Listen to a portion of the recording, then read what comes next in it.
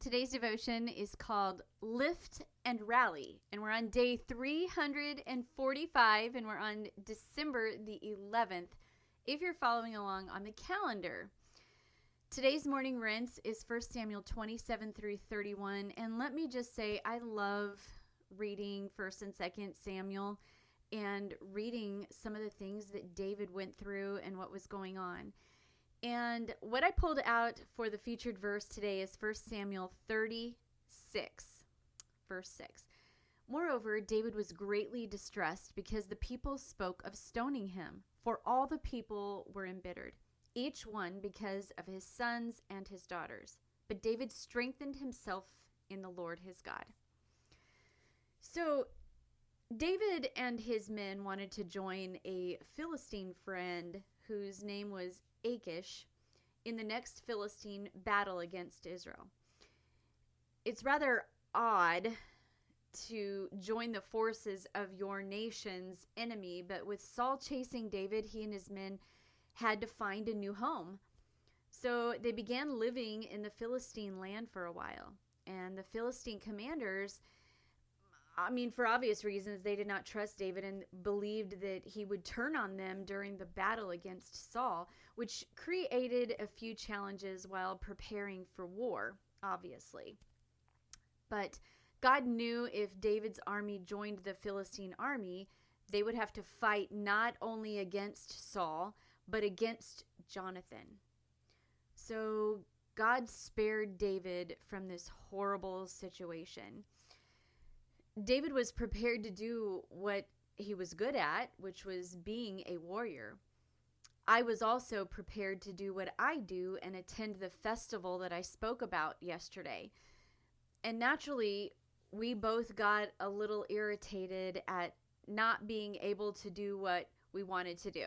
I was a little irritated about, not being able to attend this festival, but I knew it was the right thing. And David was obviously a little irritated at not doing what he wanted to do, which was be a warrior. But God always knows more than we do, and he knew Saul and Jonathan would be killed in this battle, and it may have crushed David to be a part of that scenario. Sometimes horrible things happen for a reason. And upon David's return to Ziklag to prepare for this next battle, he and his men discovered their families had all been captured and their belongings had been stolen. During their time of grief, David's men turned on him. And disappointed from multiple hurts, this champion warrior was once again alone. And with the fresh sting of being rejected as a warrior, the losses from their stolen possessions, and his entire army now wanting him dead, he had no one except God by his side. So he went to him in this urgent situation and strengthened himself in the Lord. But just because he strengthened himself, that did not mean that he quit hurting. That did not mean that he stopped grieving. He just pushed past the pain so that he could hear from God and get strengthened by God. And he wasted no time in his inquiry for help, and he did not sulk with this woe is me attitude, but instead he lifted himself up in the Lord and then rallied his men again to rejoin him in a rescue plan for what was stolen from them. The men not only retrieved all that was stolen, but they obtained even more by acquiring the enemy's spoils. It is time to lift our spirits and rally for the next mission. And what wonderful message to read at the end of the year when we are starting to decide, what are we going to do after we finish this year, and whether that be the end of the calendar year, if you're following along on the calendar year, and you know that the end of the year is drawing here and we've got a new year. I've already got my calendar set up for this next year as we speak, and already marking off things that I want to do and blocking off days of places that I may be gone and festivals that I might attend, and real estate endeavors that I need to go on. I've already started the mission of next year and what that looks like. And you may be in that situation as well. You may be finishing this year, and we're so close to finishing the Bible in a year. And so you may be looking forward to what's next in your Bible study, or you may be wanting to listen to this podcast all over again every single day. It may be something quick that you can do for 10 minutes a day, just refreshing some of the things, as well as doing other Bible lessons.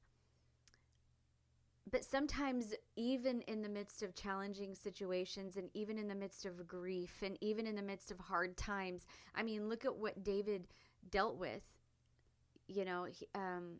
His Jonathan and Saul were killed in this battle, and he was grieving over that, and his whole entire nation got what they called spoiled, if you will, attacked, and a lot of their possessions were taken, and they had to rally again. But he did what he needed to do. He lifted his spirits and rallied his troops around him again, and they joined him for the next mission.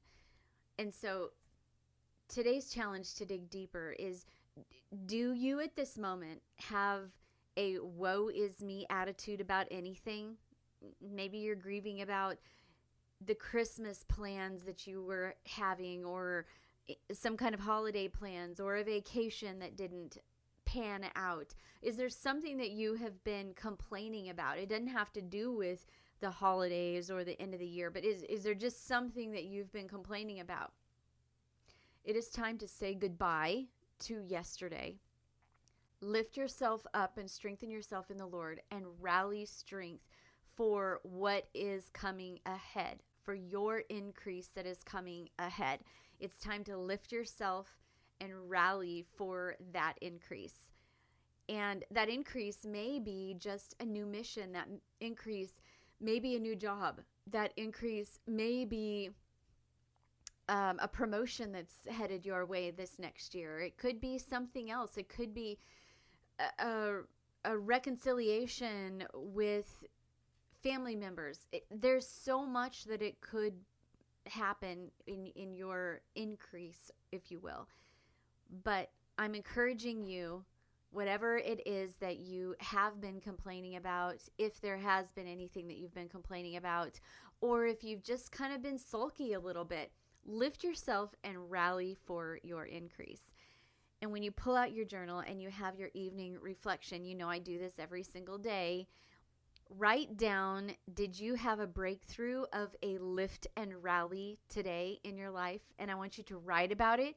And always remember that others are watching how you respond to disappointing situations and circumstances in your life. There's other people that are watching you and listening to what you have to say. You are being watched. You are being listened to. And remember that, because if other people who you are trying to minister to and wanting to shine Christ's love to them, they are watching. They know. And so remember that, and remember to keep lifting your spirits and rallying the troops around for what God has for you. I'm going to read the featured verse one more time so that you can see kind of the context of that.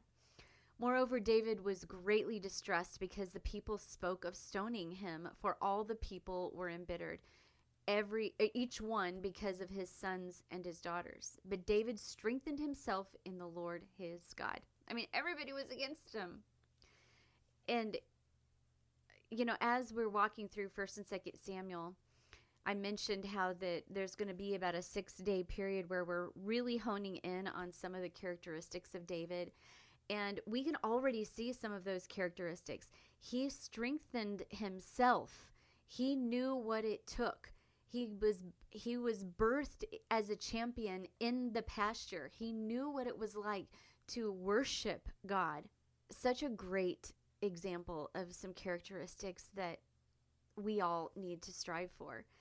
And I am hoping that today encouraged you to write down. Maybe you had a breakthrough in a lift and rally today. Well, write about it in your journal as you're reflecting. And just always remember that you are being watched in how you respond in difficult and disappointing circumstances. Somebody is watching you. You never know, like, all the people that are watching you, and you might not know who they are, but you are being watched and listened to. And I would just continually encourage you to stay focused and do like David did. No matter what you're going through, even if you're feeling alone, go to God in worship and strengthen yourself in that. And I hope today encouraged you, and I hope you're having fun studying David and what is happening on this. And I hope you're enjoying reading the morning rinses and just learning a little bit of those golden nuggets.